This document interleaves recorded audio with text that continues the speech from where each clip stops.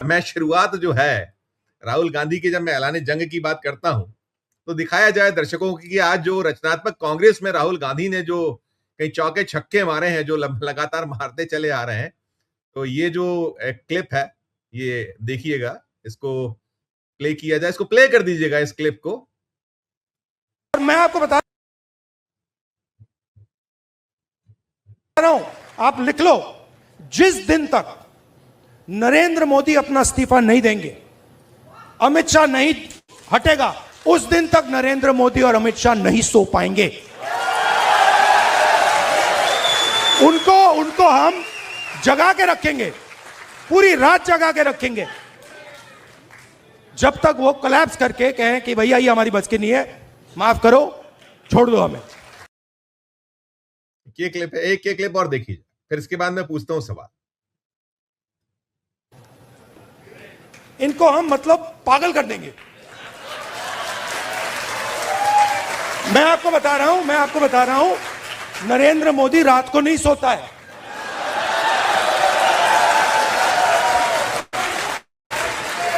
उसके अलग अलग कारण है। उसका एक ऑब्वियस कारण है और उसके बहुत सारे हिडन कारण भी हैं। आपने देखा अमित शाह सो कॉल्ड, क्या कहते थे उसको पहले, चाणक्य, और क्या कहते थे, सरदार पटेल, बड़ी बात। Where has he disappeared? वो भाग गया। वो 20 दिन के लिए पार्लियामेंट हाउस में नहीं घुस पाया वो। Why? Because for the first time they are feeling India's expression. और अब इनको बात समझ आ गई है कि अब ये देश अपने आप को एक्सप्रेस करने से नहीं रुकने देगा। ये चल रहा है गया, और आपको अपना छोटा सा मतलब आरएसएस का ऑर्डर क्रिएट करना है, क्रिएट कर दो, उठा के तोड़ के फेंक देगा ये। आज शुरुआत में करना चाहूंगा डॉक्टर उत्कर्ष सिन्हा साहब से करना चाहूंगा। डॉक्टर साहब, हम लगातार देख रहे हैं, देखिए जो इस सत्र, मैंने जैसा अपना ओपनिंग रिमार्क में कहा कि पूरी तरह से इस सरकार और खासकर मोदी और शाह, इनकी जितनी शीशा लेदर हो सकती है इस सत्र में भरपूर हुई, और बाकी हमने देखा ना ताल है, ना वो लय है, ना वो जो आपस में एक कोऑर्डिनेशन होता, सब कुछ खत्म सा दिखा बहुत स्पष्ट तौर पर। बड़ा दिशाहीनता दिखी। और हम बार बार बात कर रहे थे कि यहां से ठीक है, आप सदन से तो भाग जाइएगा, सड़क पर कैसे निपटिएगा। और आपने देखे राहुल गांधी के तेवर, अब से कुछ देर पहले ये प्रोग्राम खत्म हुआ है और वो जो कर रहे हैं कि हम सोने नहीं देंगे, तैयारियां भरपूर हैं। क्या कहिएगा, ये जो कॉन्फिडेंस भी है, कॉन्फिडेंस के साथ साथ एक पूरा रोड मैप दिख रहा है कि पूरा तय करे बैठे कि हमको कैसे कैसे आगे बढ़ना। शुरुआत आपसे डॉक्टर उत्कर्ष सिन्हा। संजीव जी, सबसे इंटरेस्टिंग बात क्या थी आज तो जब मैं देख रहा था, कल यानी 12 तारीखों में बात करते हैं। 12 तारीख को अमित शाह साहब ने लोकसभा अध्यक्ष को एक पत्र लिखा। उस पत्र में उन्होंने कहा कि ये राष्ट्रहित का मसला और ये इतनी जरूरी बात, तो मैं आपसे अनुरोध करता हूं कि इसके ऊपर चर्चा। ये पत्र लिख रहे हैं भारतीय जनता पार्टी की सरकार के सबसे प्रमुख चेहरे अमित शाह साहब।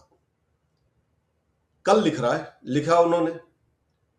आज सवेरे संसद शुरू होते ही ओम बिरला साहब ने 3 मिनट के भीतर सदन स्थगित कर दिया।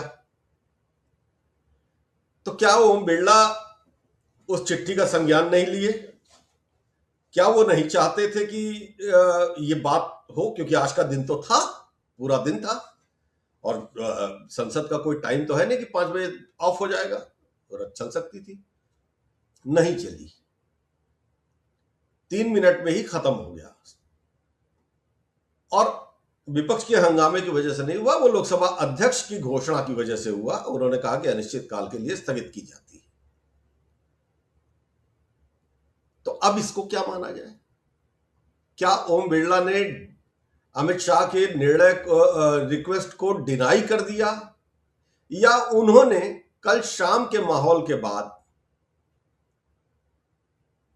खुद ही प्रोटेक्ट कर दिया। और ये प्रोटेक्ट किया इसलिए क्योंकि अगर ये तय नहीं होता तो संसद में तो आज प्रधानमंत्री भी आ गए थे और गृह मंत्री भी आ गए थे, तो बात तो बढ़ती। तो ये एक बड़ा सीधा मामला, ये इसने साबित कर दिया कि सरकार दरअसल इसके ऊपर जवाब देना नहीं चाहती। और सरकार जवाब देना इसलिए नहीं चाहती क्योंकि उसकी प्रैक्टिस में नहीं है। मैं दो उदाहरण देता हूं सर, इंटरेस्टिंग है, थोड़ा दर्शकों को भी मजा आएगा, इतिहास में हम चलेंगे पीछे। भारत हॉकी में चैंपियन हुआ करता था, मेजर ध्यानचंद और जफर इकबाल सब बहुत बड़े बड़े खिलाड़ी थे। मोहम्मद यूरोपियंस शाहिद, को जब मोहम्मद शाहिद उस दौर मोहम्मद के ना। शाहिद, जब जी, जब यूरोपियंस को ये लगा कि वो भारत को हरा नहीं सकते इस खेल में, तो उन्होंने हॉकी का टर्फ बदल दिया, एस्ट्रो टर्फ लेके चले आए। और एस्ट्रो टर्फ जब लेके चले आए तो वो खेल नहीं पाए। इंडियंस लगातार फिर वो लंबे टाइम तक हॉकी में पीछे ही चले गए, प्रैक्टिस नहीं थी। बीजेपी के साथ भी यही हुआ, एक टर्फ बनाया, उसके ऊपर एक्सपर्टीज अपनी डेवलप की, हिंदू मुसलमान किया, राष्ट्र राष्ट्र किया, सब कुछ किया, उसी पे खिला रहे थे। अच्छा, कांग्रेस भी खेल रही थी, अपोजिशन भी खेल जा रही थी उसी पे, तो हार जा रही थी। अभी वहां का टर्फ बदल गया, वो आ गया और वो मौका दे दिया युवा आंदोलन ने। बस यहां से वो खेल बदला। अब आगे आ जाइए राहुल गांधी पे। यहां भी एक थोड़ा सा मैं पुराना उदाहरण दे दूं तो और मजा आएगा। प्लीज। 1970 के पहले हिंदी सिनेमा जो था वो एक अलग रोमांटिसिज्म में चल रहा था। सुख का, प्रेम का सुख या रोमांस का सुख या रोमांस का दुख, तो चैंपियन थे दिलीप कुमार साहब, राजेश खन्ना साहब। अचानक आ गया एक एंग्री यंग मैन और उसने सबकी दुकान बढ़ा दी। ठीक बात। और क्यों? क्योंकि 70 का वो दशक था जब Amitabh Bachchan angry young man की इमेज लेके आ रहे थे। तो उस वक्त देश का एक नया जो आजादी के बाद वाला युवा समाज था वो स्ट्रगल में फंसा हुआ था। तो उसने अपने आप को कनेक्ट कर लिया अमिताभ बच्चन के एंग्री यंग मैन इमेज के साथ, और अमिताभ ने फिर लंबे समय तक राज किया। अब भारत की राजनीति के संदर्भ में देखिए, पिछले 20 साल को अगर देखते हैं तो मनमोहन सिंह का पहला कार्यकाल बहुत सारे सुधारों और आर्थिक तरक्की और आर्थिक मसलों के ऊपर रहा। कंफर्ट जोन बना, गांव तक बना, मनरेगा जैसी स्कीम से पैसे आए, लोग खर्च करने लगे, घूमने फिरने लगे, बहुत वो हुआ। दूसरे में भ्रष्टाचार का सवाल खड़े हुए तो धन और भ्रष्टाचार का मामला रहा। उसके बाद आ गया सांप्रदायिक और राष्ट्रवादी राजनीति का दौर, और 10 साल खूब दबा के चला। 20 साल में सर पीढ़ी बदल जाती है, बिल्कुल सही। उसके लिए ये सारी चीजें सामान्य थी। वो हम जैसे लोग, मैं अपनी जिंदगी के काफी सालों के बाद पहली दफा हवाई जहाज में चढ़ा। हमारे बच्चे हवाई जहाज में चढ़े, वो ट्रेन में कम चले नहीं चले। और उनके लिए वैसे ही है कि वो जैसे बस पकड़ने जाते हैं वैसे वो पकड़ने जाते हैं। उन्होंने यही देखा, ये माहौल देखा। अब इस माहौल से वो उब गए, क्योंकि उनके अपने भविष्य का सवाल था। और ये चेंज पकड़ लिया राहुल गांधी ने। बहुत सही। आप ईडीएम और मीडियम को देखिए। आज जो अभी 2 क्लिप आपने दिखाई, क्या था? एकदम फिल्मी स्टाइल के डायलॉग्स थे। और रिलेट करिए 70s, मिड 70s की अमिताभ की फिल्मों के डायलॉग, या उसके बाद आइए तो रिपीटेशन में मिथुन चक्रवर्ती या इस तरह के जो उसी इमेज को आगे बढ़ गए थे। कनेक्ट करता है, यूथ कनेक्ट करता है एग्रेशन से। बहुत सही। और उस एग्रेशन को पकड़ा। अच्छा, नरेंद्र मोदी की समस्या इसलिए ज्यादा बढ़ गई है क्योंकि आप ये भी देखिए कि 10 साल के राजनीतिक दौर में प्रधानमंत्री के तौर पर जब वो रहे, उन्होंने ढेर सारी बातें की, ढेर सारे मोनोलॉग किए। डायलॉग तो उन्होंने कभी नहीं किया, मोनोलॉग किया। उस मोनोलॉग में सपने दिखाए, सब कुछ किया। और उनमें से कोई सपना पूरा नहीं हुआ। सच में। अब मोदी जी को जवाब देने की आदत पिछले 22 साल के उनके मुख्यमंत्रित्व और प्रधानमंत्रित्व के कार्यकाल में, 24 साल लगभग हो गए, 24 साल में कभी जवाबदेही नहीं रही।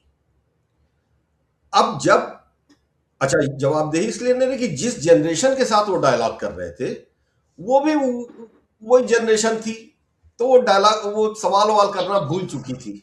मतलब 40 45 40 45 50 का आदमी जो होता है वो सवाल जवाब ववाब नहीं मांगता है, वो अपना ठीक है, जाहि विधि राखे राम ताहि विधि रहिए वाला गा के निकल जाता है कि अब क्या कर ही सकते हैं। लेकिन जो 25 साल 20 साल मतलब 30 के अंदर वाला है वो बेचैन होता है, जवाब मांगता है।